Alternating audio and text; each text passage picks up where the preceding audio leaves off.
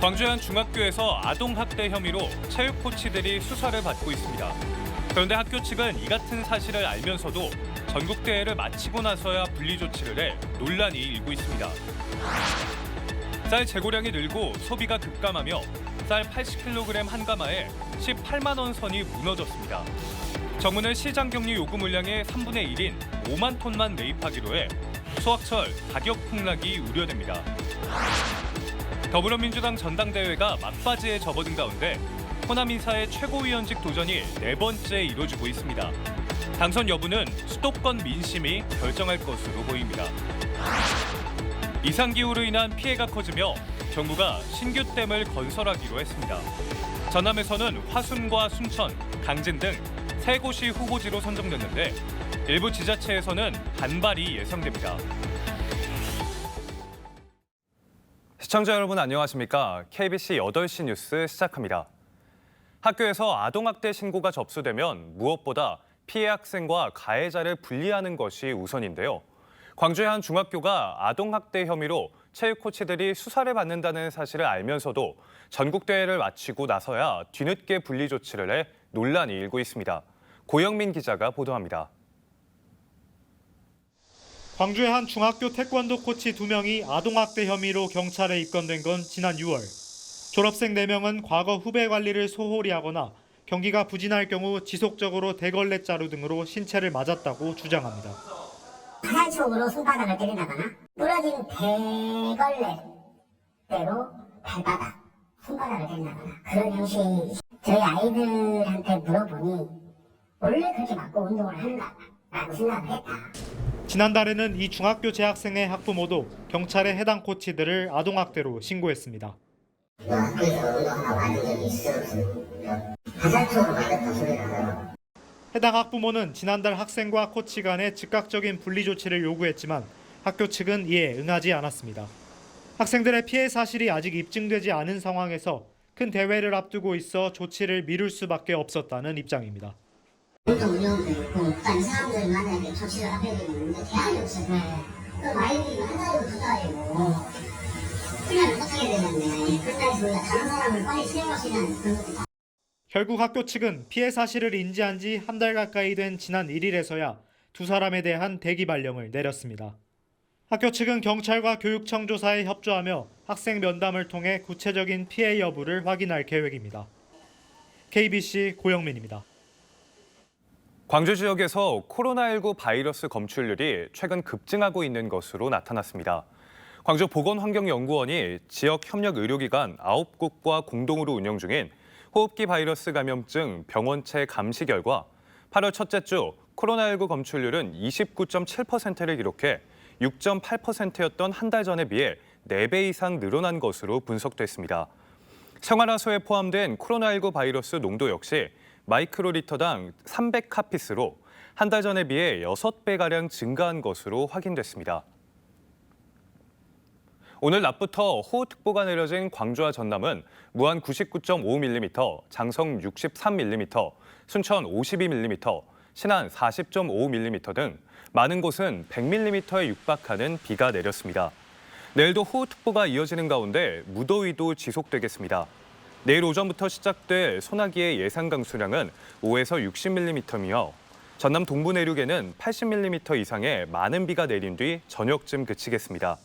내일 아침 최저 기온은 24도에서 27도, 낮 최고 기온은 33도에서 35도 분포를 보일 것으로 예상됩니다. 기상청은 최고 체감온도 35도 이상의 무더위로 인한 온열 질환과 강한 소나기로 인한 침수 피해가 우려된다며 건강과 안전 관리에 유의를 당부했습니다. 산지 쌀값 하락세가 심상치 않습니다. 농협 등 민간 부문의 쌀 재고가 넘쳐나고 소비마저 크게 줄며 80kg 한 가마에 18만 원 선이 무너졌는데요. 20만 원 선을 지키겠다고 약속한 정부는 시장 격리 요구 물량의 3분의 1만 매입에 나서 수확철 가격 폭락이 우려되고 있습니다. 고익수 기자가 보도합니다. 해남의 한 농협 미국 종합처리장. 연일 계속되는 폭염 속에 1,100마대에 담긴 2023년산 쌀이 보관 창고에서 지게차로 연달아 옮겨지고 있습니다. 정부가 민간 부문 재고 물량 5만 톤에 대해 시장 경지 조치를 하고 있습니다. 올가을 쌀값 파동을 막기 위해 지자체 등이 요구한 시장 경리 물량 15만 톤의 3분의 1에 불과합니다.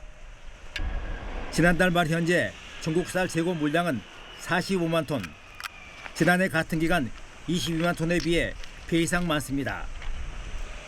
이 중 전남이 가장 많은 10만 톤을 보유하고 있습니다.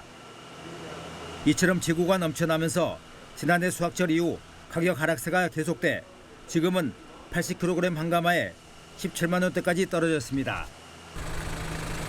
20만 원 선을 반드시 유지하겠다는 정부의 약속은 공연불이 된 지 오래입니다.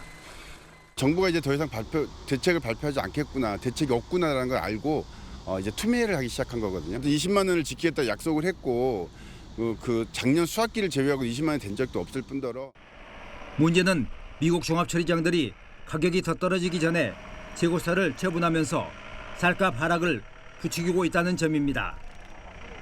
다급해진 농협은 재고 부담을 덜기 위해 부랴부랴 아침밥 먹기 운동 등 쌀 소비 캠페인을 시작했습니다. 첫 번째로 저희 범국민 아침밥 먹기 운동을 진행하고 있습니다. 두 번째로 저희가 수출을 집중 추진하고 있습니다. 왜냐하면 국내 시장은 이미 한계가 봉착했다고 보기 때문에. 쌀 재고 물량 10만 톤을 추가로 시장 격리해야 수확기 가격과 수매 파동을 피할 수 있다는 각계의 외침에도 정부 당국은 묵묵부답입니다. 그러는 사이 농민들은 가격 하락에 울고 오래산 쌀조차 제대로 수매를 받을 수 있을지 불안해하고 있습니다. KBC 고익수입니다. 순천시가 파리올림픽 여자양궁 단체전 금메달과 개인전 은메달을 획득한 남수현 선수의 부모를 초청해 축하 인사를 건넸습니다. 노관규 순천시장은 어제 순천시청 소속인 남 선수의 부모와 오빠를 시청으로 초청해 올림픽이라는 큰 무대에서 흔들림 없이 당당하게 메달을 딴 남 선수가 자랑스럽다며 부모님의 노고에 감사드린다고 밝혔습니다. 이에 남 선수의 부모는 딸이 초등학교 3학년 양궁을 시작할 때부터 지금까지 성실함으로 훈련에 임했다면서 성원해 주신 순천시와 시민들께 감사드린다고 화답했습니다. 기아 타이거즈 김도영이 30홈런, 30도루 달성까지 단 한 개의 홈런을 남겨두고 있습니다. 지난 3일 대전에서 열린 한화 이글스와의 경기에서 역전 투런풀을 쏘아올린 김도영은 앞으로 8경기 안에 홈런 1개를 더 칠 경우 역대 최연소에 이어 최소 경기 30-30을 기록하게 됩니다. 기아는 내일부터 8일까지 KT 위즈, 9일부터 11일까지 삼성 라이온즈와 홈 3연전을 갖습니다. 더불어민주당 전국 순회 경선이 호남권까지 마무리되며 윤곽을 드러내고 있습니다. 광주와 전남에서 최고위원 득표율 2위를 기록한 민영배 의원은 단번에 당선권에 들었는데요. 다만 수도권 민심이 호남권 최고위원의 당선 여부를 가를 것으로 보입니다. 이형길 기자입니다. 민주당 최고위원 후보 가운데 유일한 비수도권 지역구의 광주 출신인 민영배 의원에게 광주와 전남의 권리당원은 압도적 지지를 보냈습니다. 민 의원은 광주에서 27.7%의 득표율로 2위인 김민석 의원을 10%포인트 넘는 차이로 따돌렸고 전남에서도 21.68%로 가장 높은 득표율을 얻었습니다. 누적 득표율도 8위에서 단번에 당선권인 5위까지 뛰어올랐습니다. 관건은 남은 경기와 대전, 세종, 서울까지 이어진 권리당원 투표에서 5위권 내에 득표율을 이어갈 수 있느냐에 달려 있습니다. 결국 광주 전남을 비롯한 호남의 열망이 수도권 지지자, 당원 동지들께 크게 영향을 미치리라고 봅니다. 권리당원 온라인 투표 외에도 오는 18일까지 대의원과 일반 여론조사, 권리당원 ARS 투표도 이어집니다. 지금까지 당원 온라인 투표가 20%대 투표율로 저조한 만큼 대의원과 일반 여론조사 결과에서 지금까지와 다른 결과가 나올 수 있다는 전망도 나옵니다. 지난 21대 국회부터 이어지고 있는 호남 인사의 네 번째 선출직 최고위원 도전. 민주당 당원의 3분의 1을 차지하는 호남 권리당원의 표심이 수도권과 대의원 일반 여론조사에 얼마나 영향을 미치느냐가 이번 최고위원 선거 결과를 가를 것으로 예상됩니다. KBC 이영길입니다. 전당대회를 마친 조국혁신당이 주요 당직에 광주 전남 출신 인사들을 임명했습니다. 조국혁신당 대표는 오늘 광주 지역 여성가족 분야 전문가인 조윤정 사단법인 여성비전 네트워크 이사장을 지명직 최고위원회, 순천시 기적의 도서관 초대 운영위원장을 지낸 서희원 변호사를 전남도당 위원장 권한대행에 각각 임명했습니다. 혁신당은 이에 앞서 지난달 31일 문재인 대통령 비서실 행정관과 강기정 국회의원실 보좌관을 지낸 장성훈 정책실장을 신임 당대표 비서실장으로 임명했습니다. 집중호우와 폭염 등 이상기후에 따른 피해가 커지며 정부가 신규댐 건설을 추진하고 있습니다. 전남에서는 화순과 순천, 강진 등 3곳이 후보지로 선정됐는데 일부 지자체에서는 반발이 예상됩니다. 박성호 기자의 보도입니다. 김완섭 신임 환경부 장관이 순천 주암댐을 찾았습니다. 전남의 새 기후대응댐 건설을 추진하기에 앞서 현장을 살펴보기 위해서입니다. 앞서 환경부는 홍수와 가뭄 등 잦아지고 있는 이상기후에 대응하기 위해 전국의 기후대응댐 건설을 추진하겠다고 발표했습니다. 전국적으로 모두 14개 지자체가 후보지로 올랐는데 전남에서는 3곳이 선정됐습니다.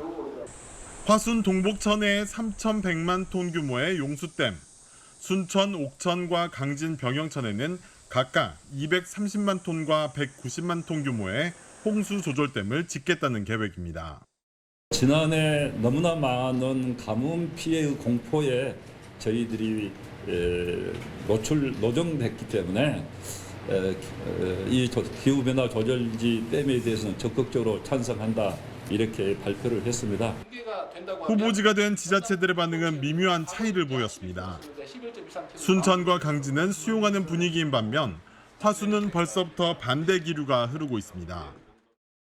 지금 정확하게 내용을 알지도 못하고 발표하고 나니까 우리 국민들이 생각할 때는 우리 군이 신청했냐 안 했다 하니까 이건 말이 안 된다.